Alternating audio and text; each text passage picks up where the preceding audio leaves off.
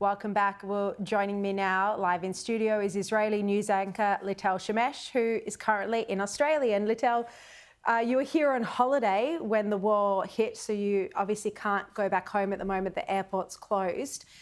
Obviously, all of your friends and family, colleagues are in Israel. This is unprecedented for Israelis, having the Iron Dome not able to intercept all of the missiles. How is Israel coping with that, emotionally speaking?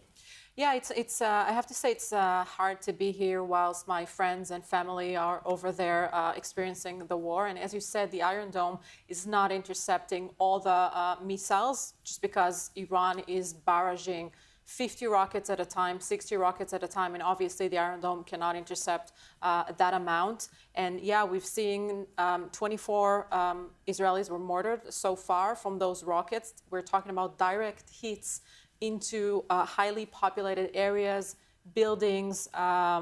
Over 600 wounded people were wounded in those targeting. So yeah, it's very, very sad to see.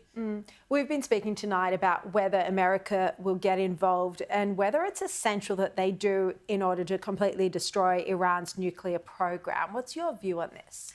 I think at the end of the day, America has to step in order to completely destroy the nuclear facilities of Iran. And we're talking specifically about the Fordow facility, which is 80, 90 meters underground. And Israel doesn't have the necessary bombs in order to take down that nuclear facility. America does. We're talking about shelter, bomber shelter bombs. So Israel did hit Fordow today, I read, but we just don't know the extent of the damage to it. We don't know the extent, and we need the specific 13 tons bombs in order to reach that facility. So I think America would have to step in. At the end of the day, Iran is threatening not just Israel, threatening America and threatening the free world, basically. Indeed. Look, there's also the question of regime change, whether this is something that's possible. Of course, it would be welcome, but Netanyahu today in his interview with Fox News made the point that ultimately that is up to Iranians.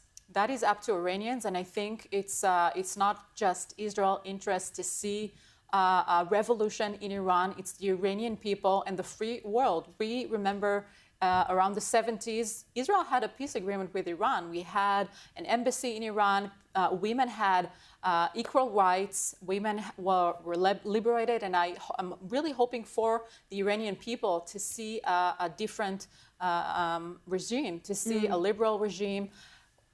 This whole war started where Iran decided to orchestrate it October 7th. Iran is the one orchestrating, managing what happened in October 7th, funding Hamas in the Gaza Strip, managing Hezbollah up north. The Houthis in Yemen are firing rockets at Israel at the moment. So Israel is fighting all those battles, not just for the sake of Israel, but for the sake of free world, people who want to live in prosperity, democracies who want to flourish. And I think the world should just be grateful for what Israel is doing at the moment.